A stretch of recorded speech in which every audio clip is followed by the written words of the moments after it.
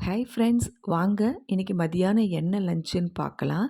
சுட சுட சாதம், நல்லா துவரம் பருப்பு, பாசிப்பருப்பு போட்டு சொரக்காய் சாம்பார், சூப்பரான ஒரு சாம்பார், நல்லா தக்காளியை பிழிஞ்சு விட்ட ரசம், சூப்பராக இருக்குது பாருங்க. அதில் கொத்தமல்லி இலை போடுறப்ப வாசமே சூப்பராக இருக்கும். பாவக்காய் பொரியல், பாவக்காய் பொரியல் உடம்புக்கு ரொம்ப நல்லது. அப்புறம் கெட்டி தயிர், உடம்புக்கு ரொம்ப குளிர்ச்சி. அப்புறம் நெய்.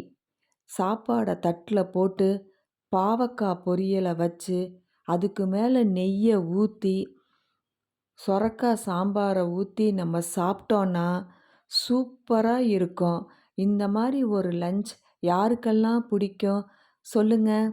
எங்கள் சேனல் பிடிச்சிருந்துச்சின்னா மறக்காமல் சப்ஸ்கிரைப் பண்ணுங்கள், கமெண்ட் பண்ணுங்கள், ஷேர்